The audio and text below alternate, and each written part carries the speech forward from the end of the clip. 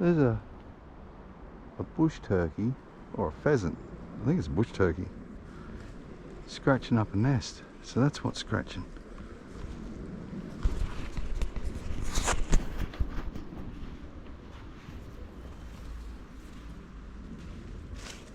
She must be nesting there. That's not a bush turkey, that's a oh wow, I think that's a lyrebird. Hey pretty girl. This guy out there with a sniffer dog, I think. They might be cops. Like training them. Oh. Yeah. But yeah, there's high rises getting built here now. That's fucking ridiculous, eh? Yeah. Don't shine the Australian flag around here or you'll be a Nazi. 100%. Yeah. It's crazy, isn't it? But I'm parking the car next to a sewage pump out because this whole place doesn't have a treatment works. So all of it gets pumped into the creek, or pumped into a tank from up here, and then when they can't cope, they just flow it into the creek. Which is why the creek doesn't fish like it used to, because it's toxic.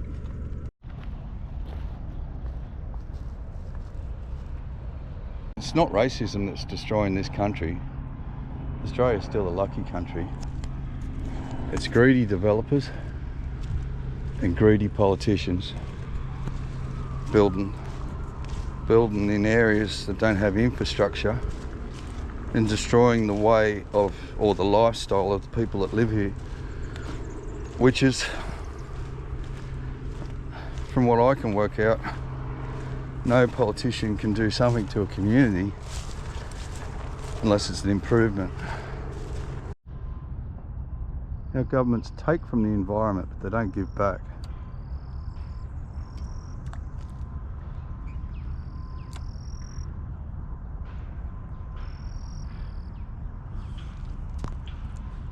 Look at this.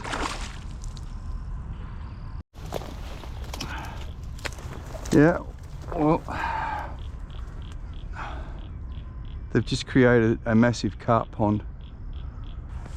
Good news for me though, I got a bow and arrow now, so I'm going to come back and sort them out. They're everywhere in there, big carp, and they're spawning. A lot of these creeks in Western Sydney flow purely on treatment water, supposedly clean treatment water, and makes them unique. They're drought proof.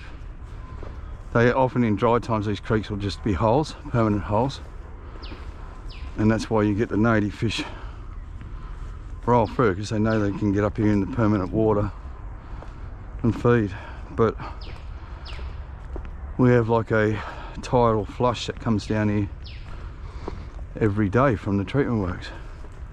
Now when all things are working out good, it's great. It all creates a like a little green belt right through the creek lines. Everything creates life, nature. But when things are bad and we can't cope, these creeks are the dumping ground for raw sewage, chemicals and every other nasty thing you can think of, which makes it sad, tragic, because it goes to the river. The river goes to the ocean. I'm bumping deer as I'm talking, so if you see the camera moving, you can hear them. River goes to the ocean. The ocean has warm currents that pick up all this stuff and they create algal blooms, and then stingrays, sharks, squid, crabs, mussels, oysters all die, and then they call it global warming.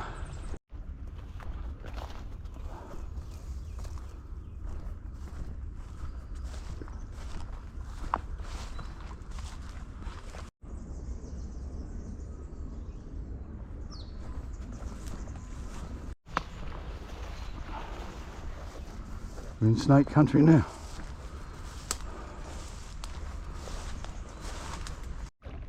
Oh, nice.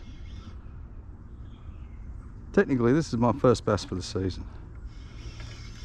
He's beautiful too. Righto, look at this. New rod, birthday reel. And we got a little fatty. It's taken a bit. I wasn't giving up, it all looked too good, but the creeks run so hard. I was just targeting edges and laydowns, and he didn't muck around at all. Get in the boat. Oh, he's a chunk. A nice one to start the season with. Bear with me, guys. That's a little bass. My first bass for the year. And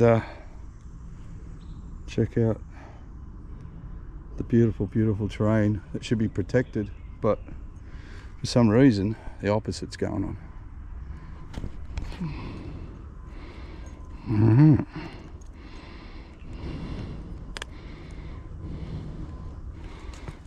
I'll let you go over here, mate. There's a lovely bass.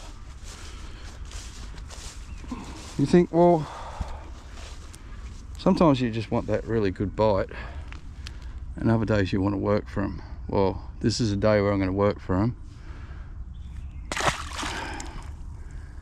and the rewards of that.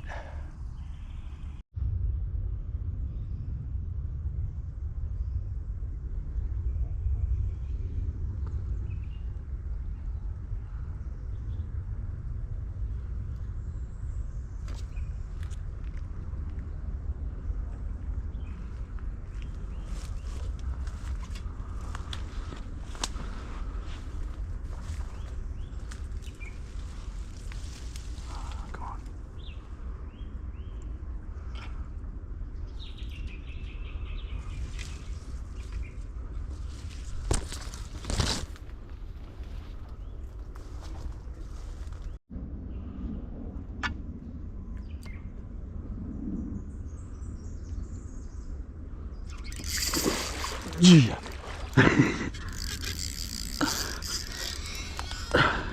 Get out of there. Oh. Got me. That was fun though. That was fun. Got me on 10-pound leader, man. I was cranking that. Pink grub. Oh, I wanted to christen my new rod, and I think it just passed in flying colours, but probably just a little bit lightweight for this style of fishing. I should be running 20-pound.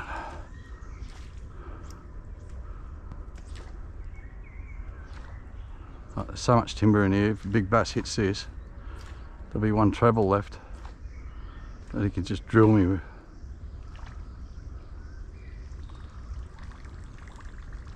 I'm walking out now anyway. I just wanted to catch my first bass for the season, and I knew that this rain's coming, so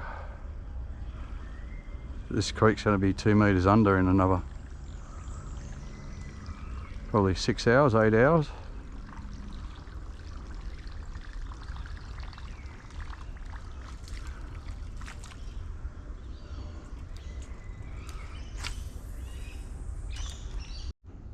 Two purposes why I've done this video.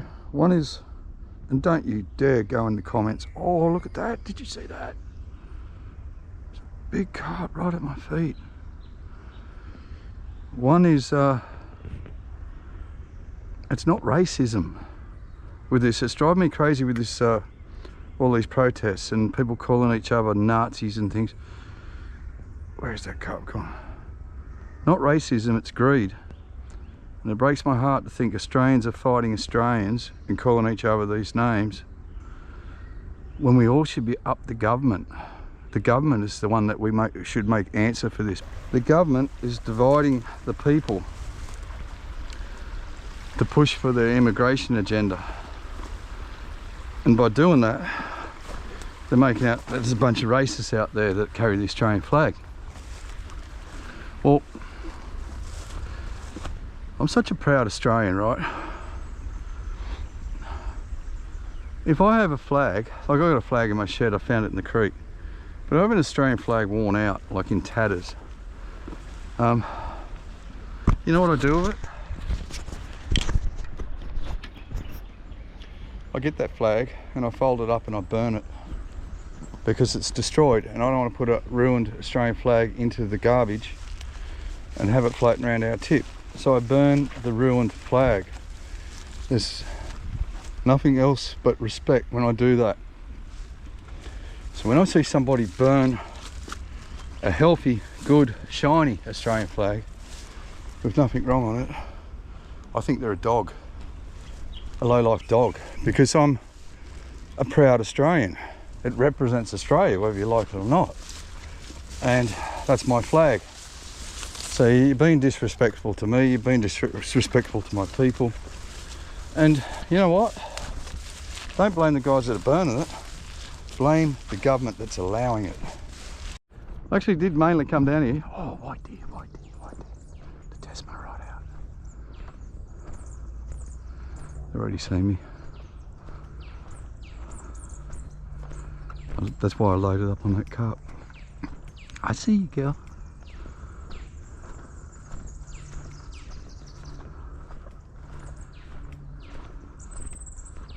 Should have bambies now. There they go. Jeez, there's a lot of them.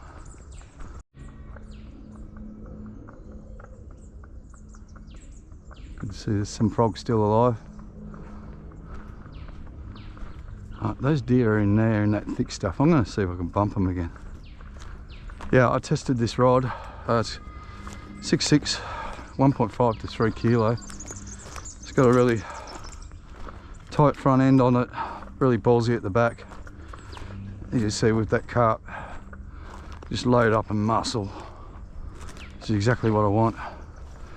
But I'm going to go up a bit more in breaking strain and brutally chase these carp up here, and bass.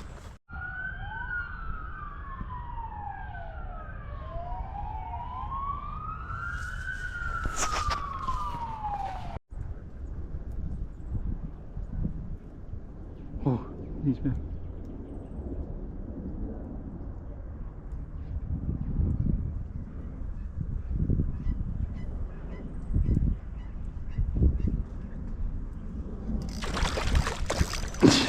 Go that way, dude.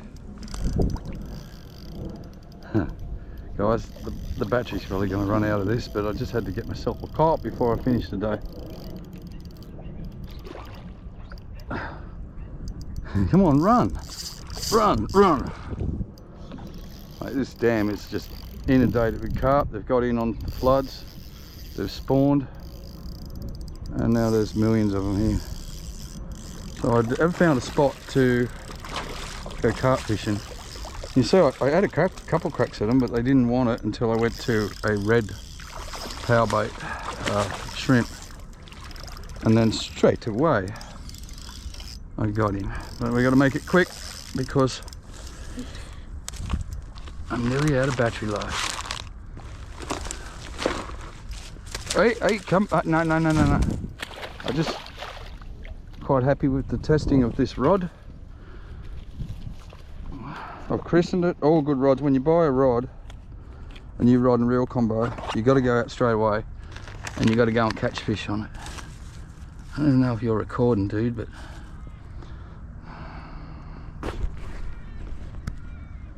yeah, it's recording. That's a little powerbait prawn. As you can see, done a good job. Now I'm going to kill that. There you have a beautiful example of development, bad development. We just created a pond for mosquito fish and European carp. You tell me, guys, should high-rise units be built and housing be built when it goes direct into a pump house? We do not have any sewage here, yet they're building that high-rise just there. Look, Schofield sewage pumping station. When it's full, it goes in the creek. About 15 years ago, this Chinese dude pulled up in a Ferrari here. when I was fishing and asked me if I knew anyone that owned land between Windsor Road and the top of Annengrove Road across the Boundary Road.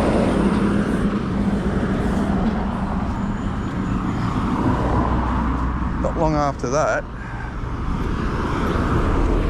they built this pump house. Straight away, raw sewage was going straight into the creek. The massive development we have now means they've had to build 2 more tanks. So it's quite visual now. See those giant tanks there? They don't treat our sewage, they store it. And do you think they should develop thousands of houses and thousands of units in an area that can't even handle its sewage?